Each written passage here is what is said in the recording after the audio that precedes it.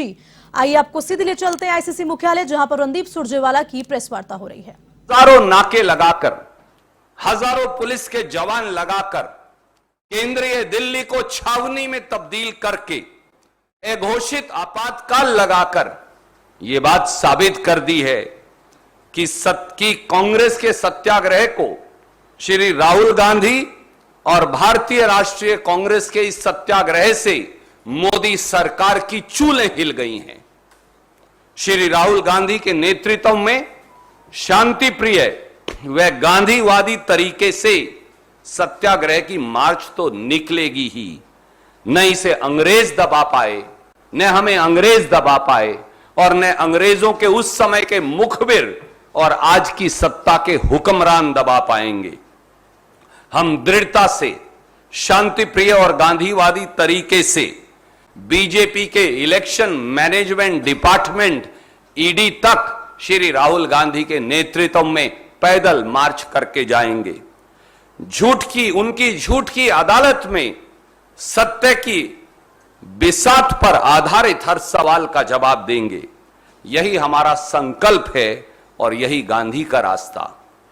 भारतीय राष्ट्रीय कांग्रेस को झुकाने के लिए, हमारे नेतृत्व को झुकाने के लिए 8 साल से मोदी सरकार ने एड़ी चोटी का जोर लगा रखा है। लेकिन श्री राहुल गांधी और कांग्रेस का हर कार्यकर्ता, हर नेता देश के साधारण व्यक्ति, देश के वंचित, देश के शोषित, देश के गरीब, देश के दलित, उनकी आवाज उठाने के अपने कर्तव्य पर अडिग है और अडिग रहेंगे। हम लोकतंत्र के सिपाही हैं और संविधान के रखवाले हैं। मैं फिर दोहराता हूं, हम लोकतंत्र के सिपाही हैं और संविधान के रखवाले हैं। हम ना डरेंगे, ना दबेंगे, ना झुकेंगे, केवल चलते जाएंगे जब तक जीत हासिल ना हो जाए और हर भाजपाई हथकंडे को विफल कर दम लेंगे। भारतीय राष्ट्रीय कांग्रेस 136 साल से इस देश के हर व्यक्ति की आवाज है। हम उस गांधी के वंशज हैं जिन्होंने निहत्थे रहकर देश की जनता की ताकत के बल पर तानाशाही ताकत को, अंग्रेज की ताकत को हिंदुस्तान छोड़कर भाग जाने को विवश कर दिया था। हम उस पंडित नेहरू की वैचारिक सोच हैं जिन्होंने देश की आजादी के आंदोलन में 10 साल कारावास में बिताए और राष्ट्र निर्माण का संकल्प पूरा करके दिखाया।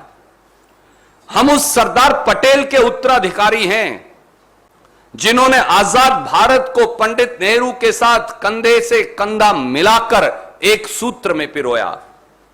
हम उस मौलाना अब्दुल कलाम आजाद और डॉक्टर राजेंद्र प्रसाद की सोच हैं जिन्होंने जिन्ना के विभाजनकारी एजेंडे को सिरे से खारिज कर दिया।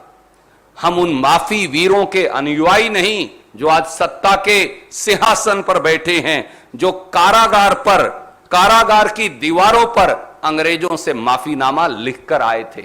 मोदी सरकार ने भूल कर ली है। नेशनल हेराल्ड अखबार, जिसके सहारे मोदी जी आप कांग्रेस के नेतृत्व को झुकाना चाहते हैं, डराना चाहते हैं, यह उसी भारत के स्वतंत्रता संग्राम की साल 1937 में स्थापित पहचान है और आवाज भी। जब आज के हुक्मरान, जब दिल्ली के सिंहासन पर आज बैठे हुक्मरान अंग्रेज की मुखबरी कर रहे थे, तब कांग्रेस के लोग इस देश की मिट्टी को अपने खून और पसीने से सींच रहे थे। उन स्वतंत्रता सेनानियों की आवाज है नेशनल हेराल्ड, इसे दबाया नहीं जा सकता। मोदी जी जब नेशनल हेराल्ड अखबार और 1937 में बनी नेशनल हेराल्ड अखबार की कंपनी एसोसिएटेड जर्नल्स लिमिटेड पर कर्ज का गंभीर संकट आया और समाचार पत्र को चलाने वाले, कठोर परिश्रम करने वाले आप जैसे पत्रकारों की तनख्वाह नहीं दी जा सकी, उनका वेतन नहीं मिल रहा था, तो साल 2002 से 2011 के बीच 10 साल में भारतीय राष्ट्रीय कांग्रेस ने 90 करोड़ रुपए की राशि 10 साल में उस नेशनल हेराल्ड अखबार को दी। क्या पत्रकारों की तनख्वाह देना अपराध हो सकता है? भारतीय राष्ट्रीय कांग्रेस एक राजनीतिक दल है और राजनीतिक दल किसी भी समाचार पत्र या कंपनी के शेयर नहीं ले सकता।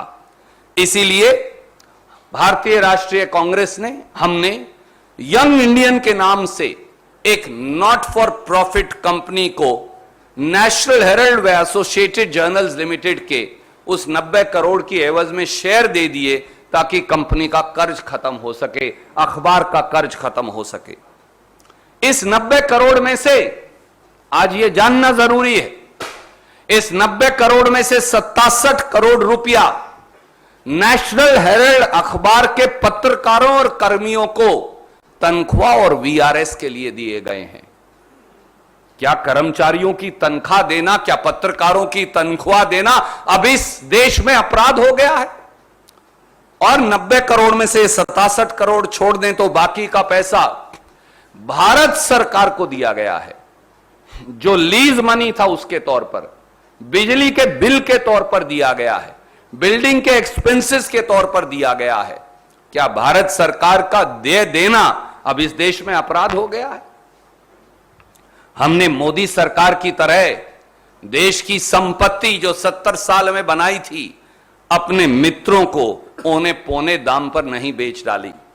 नेशनल हेरल्ड की मालिक 1937 में भी एसोसिएटेड जर्नल्स लिमिटेड थी और आज 13 जून 2022 को भी एसोसिएटेड जर्नल्स लिमिटेड है। नेशनल हेरल्ड की संपत्ति का 1 इंच ने किसी को बेचा गया ना दिया गया। क्या यह अपराध है? अगर यह अपराध है तो यह करना जरूरी है। नरेंद्र मोदी जी, आप और आपका इलेक्शन मैनेजमेंट डिपार्टमेंट अच्छी तरह से जानते हैं कि नेशनल हेरल्ड और यंग इंडियन की एक खोटी चवन्नी भी ना कांग्रेस पार्टी ने, ना हमारी अध्यक्षा श्रीमती सोनिया गांधी ने, ना हमारे नेता श्री राहुल गांधी ने, कांग्रेस के किसी नेता या कार्यकर्ता ने आज तक नहीं ली और ने ही नॉट फॉर प्रॉफिट कंपनी से आप तनख्वाह, डिविडेंड या किसी प्रकार की राशि ले सकते। यहां तक कि आप तो नॉट फॉर प्रॉफिट कंपनी का शेयर भी नहीं बेच सकते, चाहे तो भी। वो केवल और केवल दूसरी नॉट फॉर प्रॉफिट कंपनी को ही दिया जा सकता है। इसलिए National Herald, Young India, Associated Journals Limited, आजादी के संग्राम का यह अखबार, यह कांग्रेस नहीं, यह देश की धरोहर है, यह इस देश की विरासत है, यह विश्वास का एक मसौदा है और भारतीय राष्ट्रीय कांग्रेस और देश इस धरोहर को हर हालत में सुरक्षित रखेगी। यह हमारा संकल्प है। अपनी सफलताओं, अपनी असफलताओं पर झल्लाई हुई हुकूमत को आज हम बता देंगे कि हम राष्ट्रीय विरासत को बचाए रखने के लिए कल भी दृढ़ संकल्पित थे और आज भी दृढ़ संकल्पित हैं। हम अडिग हैं, आज भी अडिग हैं और कल भी रहेंगे। हम आज भी निडर हैं, कल भी रहेंगे। आपके ये झूठे मुकदमे और जो बंदर घुड़कियां हैं, इनसे कोई डरने वाला नहीं। मोदी जी, आप चाहे जितना तिल मिला लें, आप चाहे जितने मुकदमे चला लें, हम कांग्रेस के करोड़ों कार्यकर्ता जनता की आवाज को उठाते रहेंगे जिसका दर्द आपको है। हम महंगाई और बेरोजगारी के खिलाफ आवाज बुलंद करते रहेंगे जो तकलीफ आपको है। हम देश की 70 साल की संपत्ति को बेचने की लूट के खिलाफ बुलंद आवाज बने रहेंगे जिसकी आपको तकलीफ है। हम व्यापक भ्रष्टाचार जो आपने फैला रखा है और जब देश के प्रधानमंत्री ही एक कंपनियों के एजेंट के तौर पर कभी फ्रांस और कभी श्रीलंका में वो अपनी बात रखेंगे कंपनियों के एजेंट के तौर पर, इसके खिलाफ हम आवाज उठाते रहेंगे जिस पर हम अडिग हैं। हम आपको बार बार एक्सपोज करेंगे। हम मध्यम वर्ग व गरीब की आवाज बने रहेंगे। यही कांग्रेस है और यही हमारा धर्म है और हम ये निभाएंगे। Any questions you welcome to ask. We'll come. I'll go to everybody.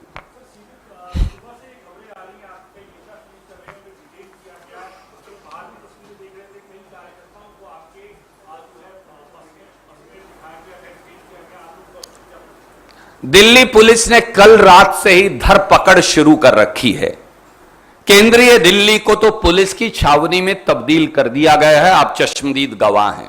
हजारों हजारों सैकड़ों बैरिकेड लगा दिए गए हैं। हमारे कई हजार कार्यकर्ताओं को कल रात से हिरासत में ले लिया गया है। कई नेताओं को अपने घर में नजरबंद कर दिया गया है। पूरी दिल्ली में जैसे एक अघोषित आपातकाल लगा दिया गया हो। मोदी जी की कायर सरकार पर जान ले, हम सबको गिरफ्तार कर लें, पर वो क्या सत्याग्रह को रोक पाएंगे? क्या सत्य की आवाज को दबा पाएंगे? क्या वो सत्य के लिए आग्रह की मार्च को किसी प्रकार से बंदी बना पाएंगे? सत्य की को कोई बेड़ियों में जकड़ नहीं पाया प्रधानमंत्री जी, ना आप जकड़ पाएंगे।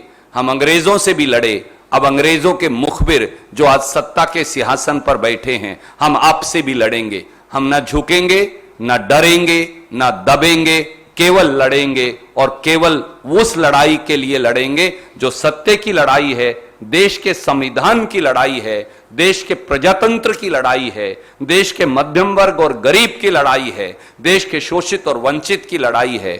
और यह लड़ाई तब तक जारी रहेगी जब तक यह देश नहीं जीत जाएगा।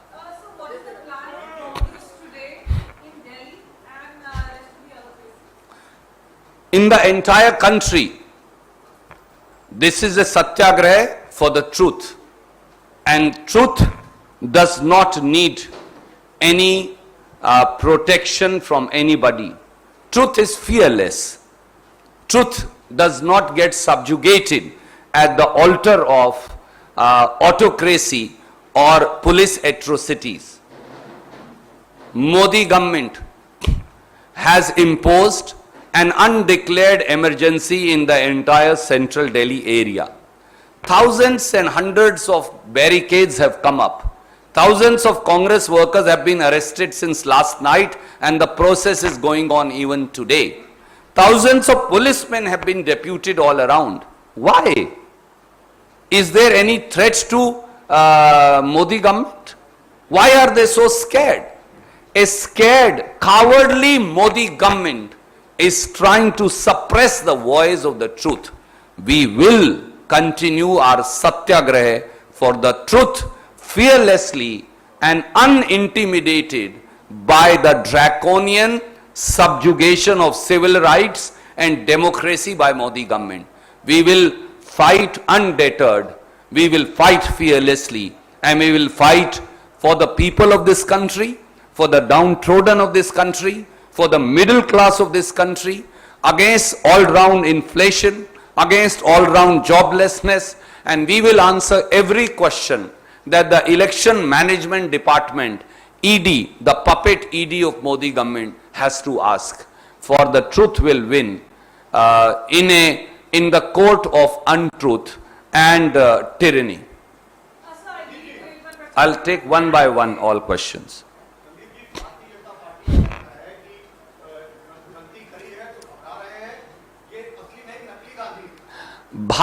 भाजपाइयों, मोदी सरकार के नेताओं, तो पैदल चलकर जाने में से राहुल गांधी जी के और कांग्रेस के नेतृत्व से आप डर क्यों रहे हैं? सवाल केवल यही है।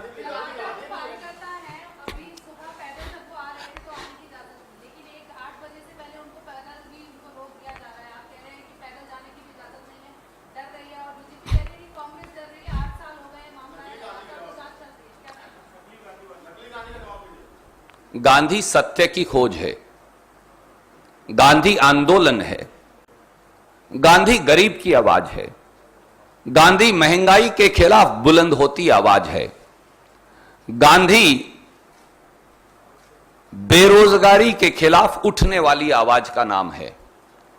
गांधी देश के स्वतंत्रता संग्राम और उसकी परिपाटी की रक्षा का नाम है। गांधी की हत्या करने वाली विचारधारा कभी गांधी को समझ नहीं पाएगी, क्योंकि वो तो गांधी को उन्होंने मिटा दिया, पर गांधी जी का शरीर मिटा, उनकी आत्मा, उनकी सोच और उनकी विचार भारतीय राष्ट्रीय कांग्रेस आज भी आगे लेकर चल रही है, और वो ना इस देश को मिटा पाएंगे और ना गांधी को। जरूर आएंगे साहब, आपसे तो विशेष प्रेम है। नहीं, बिल्कुल आएंगे।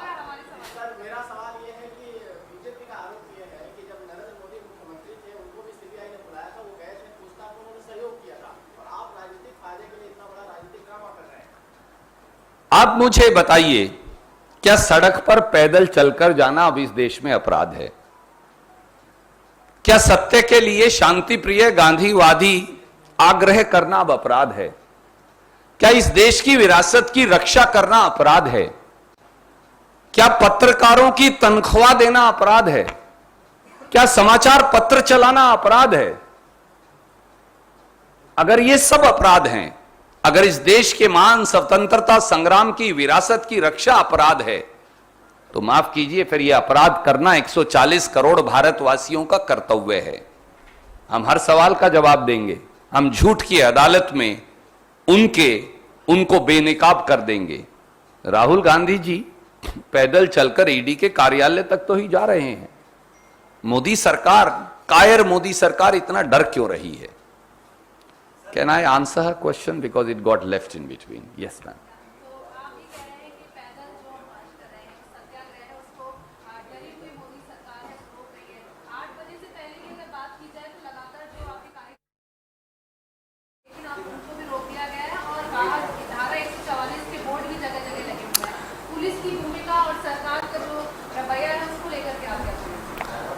जब जब भाजपाई डरते हैं तो वो पुलिस के पीछे छिपते हैं।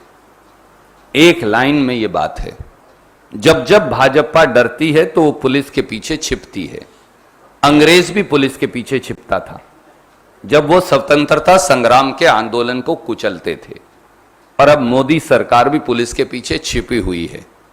कभी इलेक्शन मैनेजमेंट डिपार्टमेंट ईडी के पीछे छुप जाते हैं तो कभी पुलिस के पीछे। हम कह रहे हैं हम देंगे ना गिरफ्तारी, पकड़िए हमें। आपने हजारों कांग्रेस के कार्यकर्ता पकड़े हैं, आप में हिम्मत है तो आजीवन कारावास दे दीजिए उन्हें। हम माफीनामा नहीं लिख के देंगे जैसे आपके पूर्वजों ने लिख कर दिया था। हम अंग्रेजों से भी लड़े, आपसे भी लड़ेंगे। I'll come go to him and then I'll come to you.